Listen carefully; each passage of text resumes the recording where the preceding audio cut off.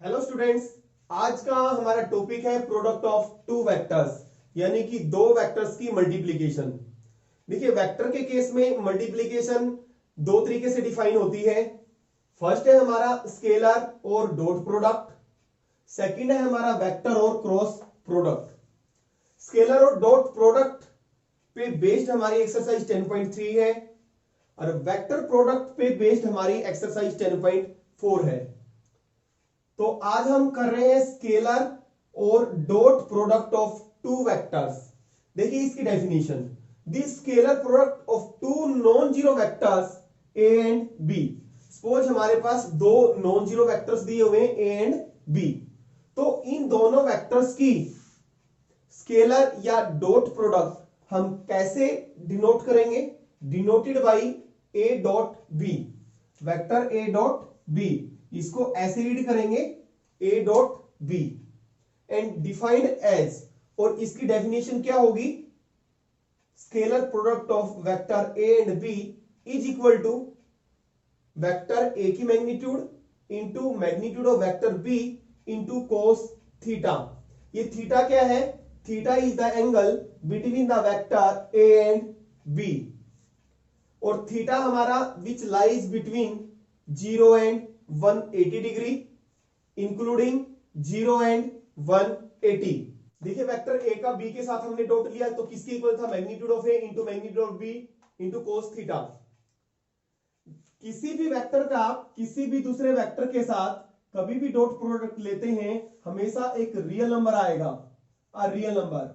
इसलिए जो स्केलर या डॉट प्रोडक्ट है वो स्केलर क्वांटिटी है। इस डेफिनेशन से हम कुछ कॉन्सेप्ट ड्राइव करेंगे जो कि हमारे एक्सरसाइज 10.3 में यूज होंगे। फर्स्ट है हमारा कोस थीटा। कोस थीटा यहां से निकालेंगे तो क्या आएगा? Vector A dot B divide by magnitude of vector A into magnitude of vector B.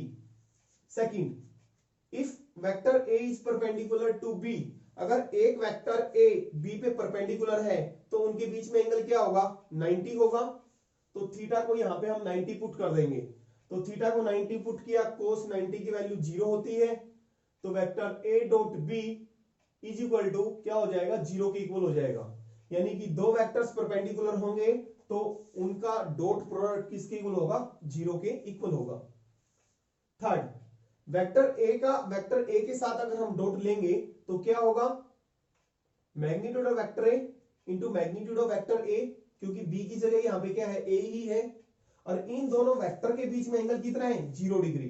तो कोस 0 डिग्री, कोस 0 डिग्री आपको पता है 1 होता है, तो मैग्नीट्यूड ए की स्क्वायर हो गया। तो यानी कि वेक्टर ए का ए के साथ डॉट लेंगे तो किसके इक्वल आ जाएगा? मैग्नीट्यूड ए की स्क्वायर। फोर्थ पॉइंट है हमारा i j k, you know these are the unit vectors. I is the along x axis, j unit vector is the along y axis, और के हमारा z axis. These are the mutually perpendicular unit vectors. I j k हमारे क्या होते हैं? Mutually perpendicular unit vectors.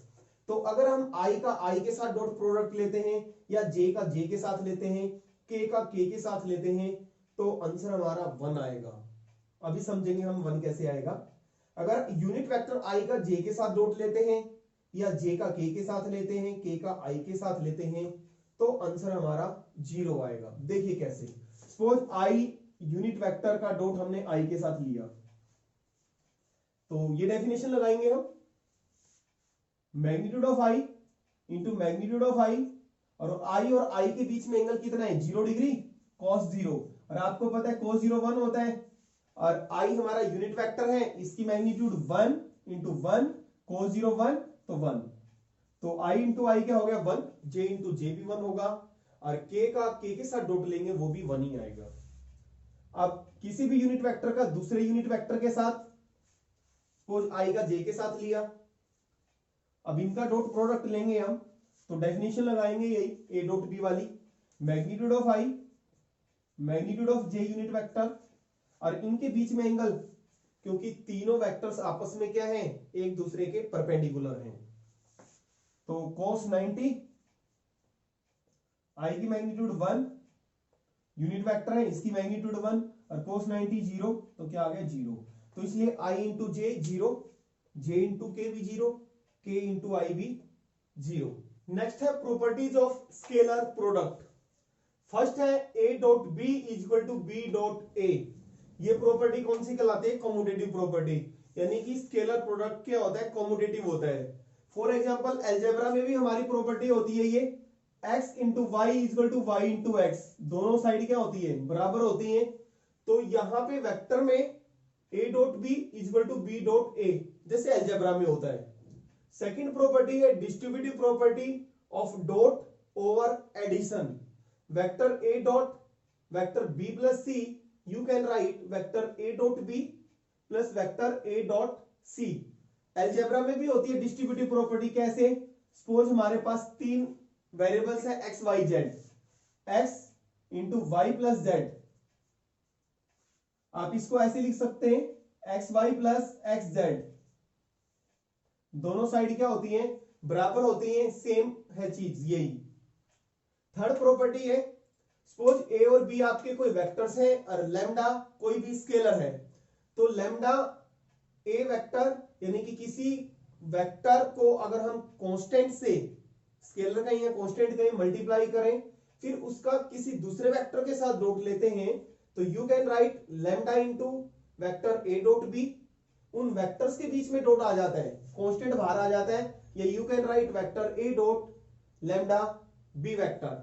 For example इस property का देखिए कैसे यूज होगा। सपोज आपके पास 5a वेक्टर और इसका डॉट ले रहे हैं हम 6b वेक्टर के साथ, तो ये प्रॉपर्टी क्या कहना चाह रही है? तो कांस्टेंट तो आपस में मल्टीप्लाई हो जाते हैं, 5 इंटू 6 30 हो जाएगा। ऐसे यूज करेंगे हम इस प्रॉपर्टी का। सिर्फ डॉट हमारा वेक्टर्स के बीच में आ जाएगा, नॉर्मल है।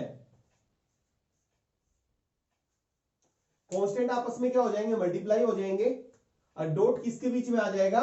वेक्टर्स के बीच में आ जाएगा। बस कांस्टेंट कांस्टेंट से क्या हो जाएगा? मल्टीप्लाई हो जाएगा। फोर्थ कंसेप्ट है हमारा projection of vector A on vector B. Vector A का वेक्टर बी के ऊपर प्रोजेक्शन, ये फॉर्मूला यूज करेंगे हम एक्सरसाइज 10.3 में। तो ये किसके इक्वल होगा? Vector A dot B vector divide by its magnitude of vector B, तो ये इसके इक्वल होगा। अभी हम समझेंगे प्रोजेक्शन का मतलब क्या होता है, पहले आप फॉर्मूला देख लें कि ये फॉर्मूला यूज होगा। प्रोजेक्शन ऑफ, अगर बी का प्रोजेक्शन देखेंगे ए के ऊपर, तो ऊपर तो आएगा ए डॉट बी ही, नीचे आ जाएगा जिसके ऊपर प्रोजेक्शन है नीचे उसकी मैग्नीट्यूड आ जाएगी। पहले प्रोजेक्शन किसके ऊपर था? बी के ऊपर, तो बी की मैग्नीट्यूड आ गई नीचे। यहां पे प्रोजेक्शन किसके ऊपर है? वेक्टर ए के ऊपर, तो नीचे डिनोमिनेटर में मैग्नीट्यूड ए की आ गई। प्रोजेक्शन ऑफ ए वेक्टर ये क्या होता है, इसको समझेंगे। सपोज हमने दो वेक्टर लिए o a and o B.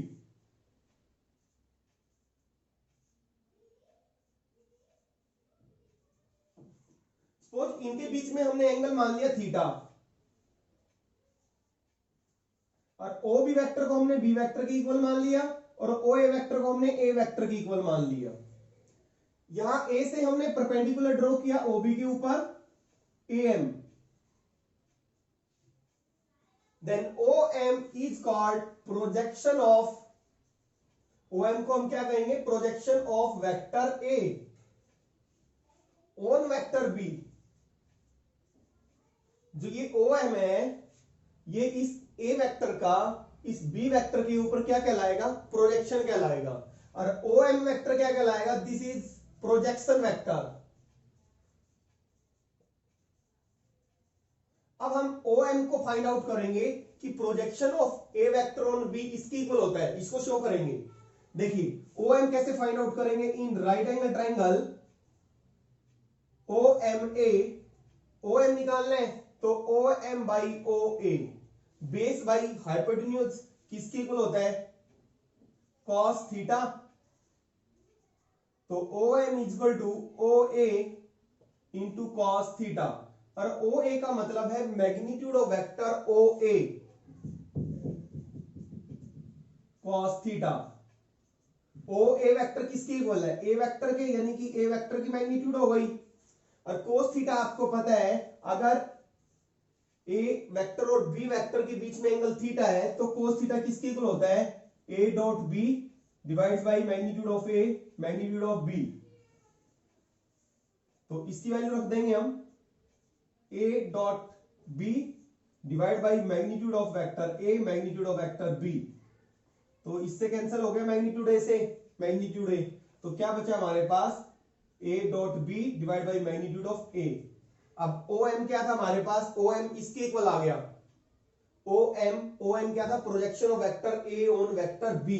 तो this implies projection of vector A on vector B is equal to A dot B divided by magnitude of B. How to find A dot B? दो vector का हम dot product कैसे find out करेंगे? देखिए, suppose हमारे पास vector दिया हुआ है A1i plus A2j plus A3k, और B वेक्टर दिया हुआ हमारे पास B1i plus B2j plus B3k। तो A डॉट B कैसे निकालेंगे? वेक्टर A के जो स्केलर कंपोनेंट्स हैं वो है A1 A2 A3, और वेक्टर बी के जो स्केलर कंपोनेंट्स है B1 B2 B3, इन कोरेस्पोंडिंग स्केलर कंपोनेंट्स को आप मल्टीप्लाई करेंगे। कोरेस्पोंडिंग का मतलब है आई के कंपोनेंट्स को आई के साथ, आई का कंपोनेंट A1 इस आई का B1, तो A1 B1, फिर प्लस फिर जे का जे के साथ A2 B2, जो जे यूनिट वेक्टर है उसके साथ जो नंबर मल्टीप्लाई है उनको मल्टीप्लाई करेंगे आप, और प्लस फिर जो के यूनिट वेक्टर के साथ जो नंबर है उनको, इन कंपोनेंट को आप क्या करेंगे? Multiply A3 B3। इस तरह से आप A डॉट B निकाल लेंगे। इसको हम अब वेरीफाई भी करेंगे। अभी ये हो गया हमारा सीधा सीधा आसान भाषा में कि A डॉट B ऐसे निकलेगा। सपोज हमारे पास A वेक्टर ये दिया हुआ है, B वेक्टर ये दिया हुआ है, और हमने फाइंड आउट करना A डॉट B। तो A हमारे पास ये है, B ये है, तो I कंपोनेंट का I के साथ multiply 2 into minus 2, plus J का J के साथ 3 इंटू 4, और प्लस K यूनिट वेक्टर का K कंपोनेंट के साथ 4 इंटू 5। तो कितना आ गया? -4 प्लस 12, ये हो गया 20। तो कितना आ गया? 8 प्लस 20, कितना आ गया? 28। देखिए, अब हम इसको वेरीफाई करेंगे। इसको रब कर दें।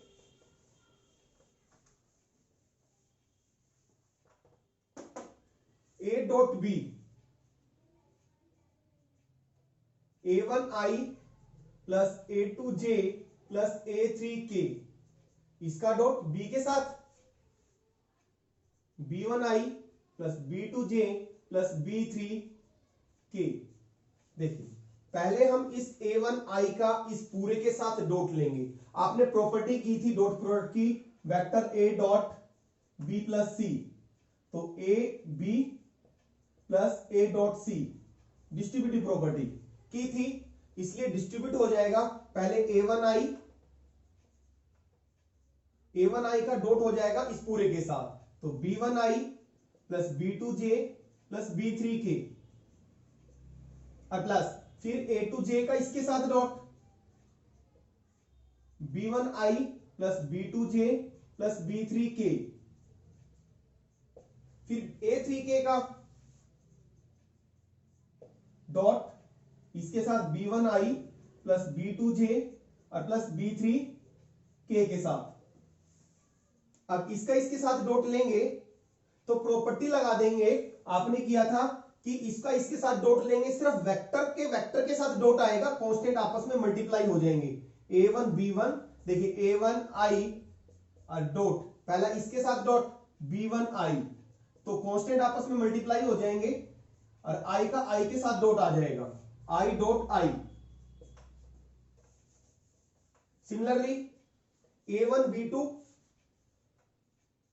i का जो j के साथ डॉट आ जाएगा, और प्लस A1 B3, i का k के साथ।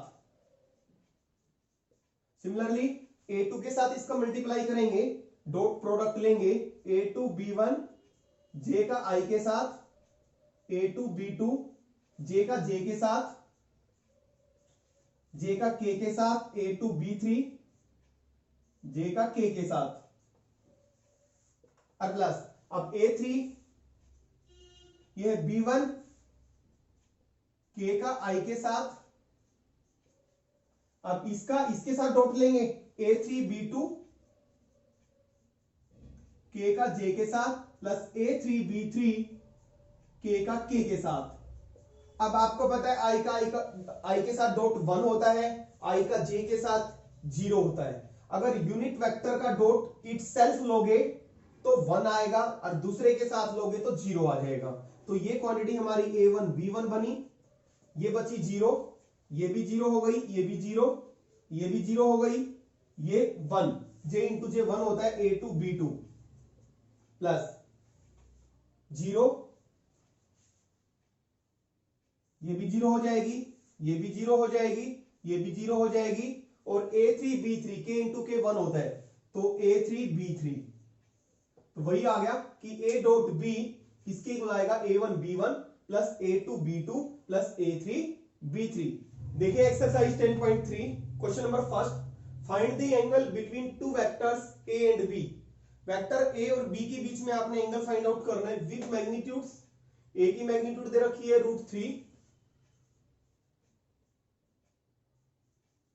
और B की जो मैग्नीट्यूड दी हुई है वो दी हुई हमारे पास 2, और हैविंग A डॉट B, और A डॉट B हमारे पास दिया हुआ है √6। हमने एंगल निकालना है थीटा। सपोज हमने एंगल दोनों वेक्टर्स के बीच में एंगल थीटा मान लिया, तो कोस थीटा किसके इक्वल होता है, A dot B divide by magnitude of A magnitude of B। ये फॉर्मूला फर्स्ट हमने इंट्रो में ही किया था। A dot B √6 √3 multiply B की मैग्नीट्यूड 2। इस रूट को 6 को लिख सकते हैं √3 मल्टीप्लाई √2, कैंसिल हो गया।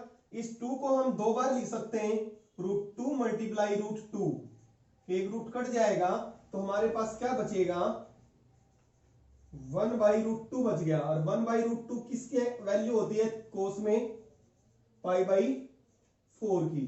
तो थीटा हमारा क्या आ गया, π/4। Question second, find the angle between the vectors. इन दो वेक्टर्स के बीच में एंगल निकालना है। एक वेक्टर को हमने नाम दे दिया A और दूसरे वेक्टर को दे दिया हमने नाम B।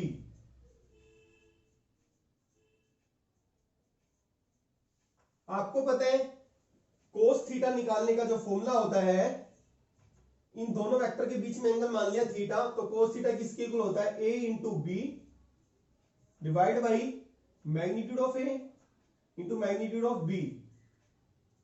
A dot B I minus 2J plus 3K dot product किसके साथ, 3I minus 2J plus K के साथ। मैग्नीट्यूड ऑफ A की मैग्नीट्यूड 1 का स्क्वायर प्लस माइनस 2 का स्क्वायर और प्लस 3 का square under the square root. B की मैग्नीट्यूड 3 का स्क्वायर प्लस माइनस 2 का स्क्वायर प्लस 1 का स्क्वायर। डॉट प्रोडक्ट हम कैसे लेंगे, जो कोरेस्पोंडिंग कंपोनेंट्स हैं, I का I के साथ मल्टीप्लाई, J का J के साथ, स्केलर कंपोनेंट्स को मल्टीप्लाई करना है। इसका कितना 1, तो 1 into 3 plus minus 2 into minus 2 और प्लस 3 इंटू यहां पे कितना के साथ 1, 4 plus 9 9 plus 4 13 plus 1 14 square root of 14, और ये भी कितना आएगा स्क्वायर रूट ऑफ 14।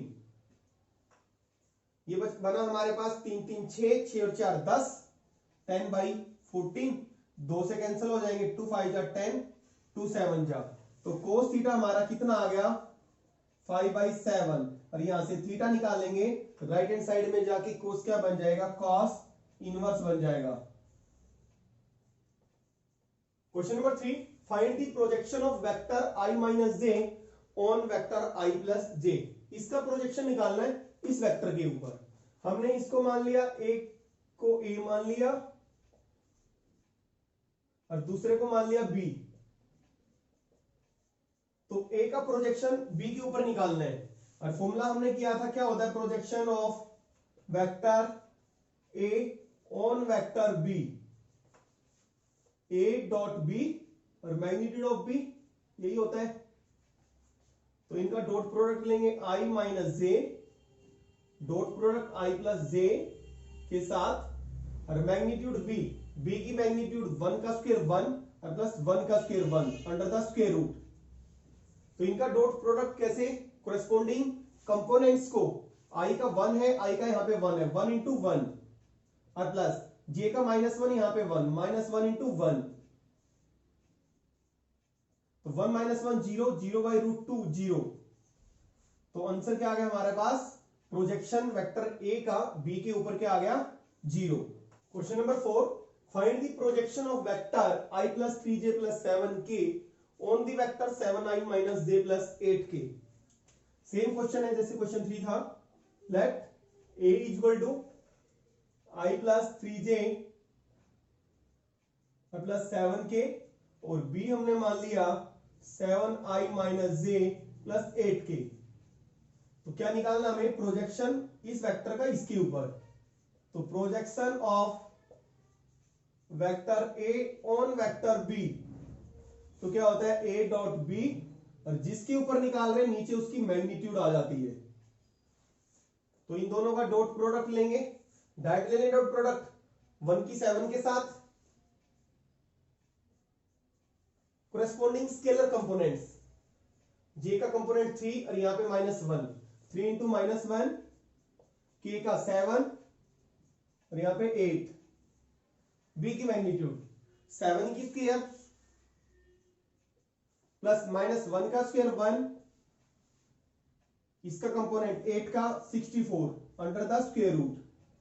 तो ये हो गया 7 - 3 4, 4 प्लस 56 60, और यहां पे बना 113 प्लस 1 114 स्क्वायर रूट ऑफ 114। तो आंसर क्या आ गया हमारे पास, 60 by square root of 114। Question number 5, show that each of the given 3 vectors is a unit vector. हमें ये शो कर रहे हैं कि जो तीनों दिए हुए वेक्टर हैं यूनिट वेक्टर हैं। Also show that they are mutually perpendicular to each other, और ये भी शो करना है कि ये म्यूचुअली परपेंडिकुलर है। देखिए कैसे करेंगे, इसको a मान लिया हमने, a vector 1/7 2i plus 3j plus 6k, और b 1/7 3i minus 6j plus 2k, और c 6i plus 2j minus 3k। तीनों को यूनिट वेक्टर दिखाएंगे। सबसे पहले यूनिट वेक्टर दिखाने के लिए हमें क्या शो करना पड़ेगा, तीनों की मैग्नीट्यूड 1 के बराबर है। तो वेक्टर a की मैग्नीट्यूड,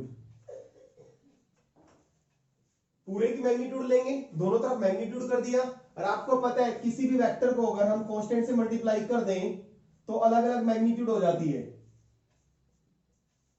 तो इसकी भी मैग्नीट्यूड हो जाएगी, इस वेक्टर की भी मैग्नीट्यूड हो जाएगी। तो 1/7 तो कांस्टेंट ही है, 1/7 ही रहेगा, और इसकी मैग्नीट्यूड, वेक्टर की मैग्नीट्यूड क्या हो जाएगी, 2 का स्क्वायर प्लस 3 का स्क्वायर प्लस 6 का स्क्वायर। तो 36 और 9 45, 4 49/7, तो कितना आ गया 1। इसका मतलब ये वेक्टर ए हमारा क्या है, यूनिट वेक्टर।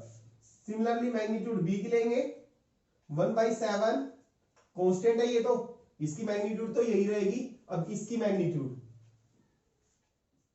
9 माइनस 6 का स्क्वायर करेंगे 36 और प्लस 2 की square 4 under the square root. 36 या 40 9 49, ये भी कितना आ गया 1। मैग्नीट्यूड बी की भी कितनी आ गई 1। मैग्नीट्यूड सी तो 1/7, इसकी भी हम मैग्नीट्यूड लेंगे, तो दोनों तरफ मैग्नीट्यूड ली, तो 1/7 तो कांस्टेंट है एज इट इज। तो इस वेक्टर की मैग्नीट्यूड लेंगे हम, तो बन जाएगा हमारे पास 36 प्लस 4 प्लस 9, तो ये भी कितना आ गया 40 40 और 49 का स्क्वायर रूट करेंगे 7 7/7 1। तो तीनों क्या है, इसका मतलब यूनिट वेक्टर्स हैं। तो this implies vector A, vector B and C are unit vectors.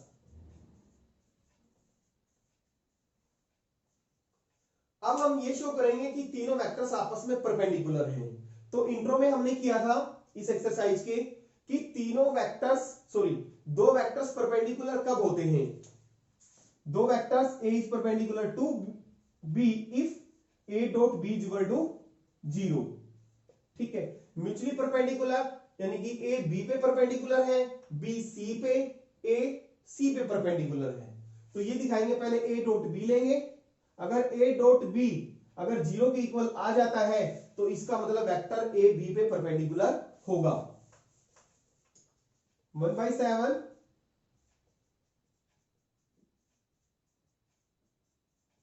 Dot 1/7 3i minus 6j plus 2k। आपने बेसिक किया था इसका 1/7 कांस्टेंट कांस्टेंट से मल्टीप्लाई हो जाएगा और डॉट किसके बीच में आएगा, वेक्टर्स के बीच में। तो 2i plus 3j plus 6k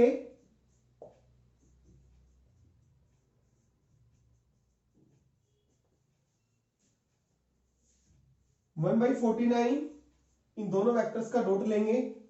corresponding components i का i के साथ मल्टीप्लाई, j का j के साथ, k का k के साथ, जो इनके स्केलर कंपोनेंट्स हैं उनको मल्टीप्लाई कर देंगे। 2 इंटू 3 प्लस 3 इंटू माइनस 6 और प्लस 6 इंटू 2 तो 6। तो ये आ गया 12, 12 और 6 18, 18 माइनस 18 0। तो क्या आ गया, this implies A dot B is equal to 0। This implies vector A is perpendicular to vector B. अब हम ए बी पे परपेंडिकुलर है, इसका मतलब अब ए सी पे परपेंडिकुलर दिखाएंगे। ए डॉट सी लेंगे, ए डॉट सी तो 1/7 2i plus 3j plus 6k। सी है हमारा 1/7 6i plus 2j minus 3k। 1/7 को 1/7 से 1/49, 2 6 जा 12, 3 2 जा 6, ये 18। तो क्या आ गया 0। तो ए डॉट सी हमारा क्या आ गया 0। ए भी हमें पता है ना, इसको रद्द कर देते हैं।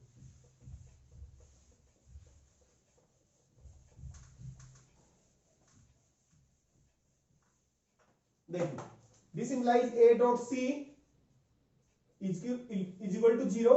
This implies vector A is perpendicular to c. अब ए बी पे परपेंडिकुलर है, ए सी पे भी परपेंडिकुलर है। अब क्या दिखाएंगे, बी और सी भी आपस में परपेंडिकुलर है। बी डॉट सी, बी हमारा कितना था 1/7 3i minus 6j plus 2k और सी हमारा 1/7 6i plus 2j minus 3k। 1/7 को 1/7 से 1/49 और डॉट इन दो वेक्टर्स के बीच में आएगा, कांस्टेंट कांस्टेंट से मल्टीप्लाई हो जाएगा। 6 3 जा 18 माइनस 12 और माइनस 6 तो ये आ गया 1/49। 18 माइनस 18 0। तो this implies b dot c is equal to 0। This implies b is perpendicular to c। This implies the three vectors are mutually perpendicular to each other.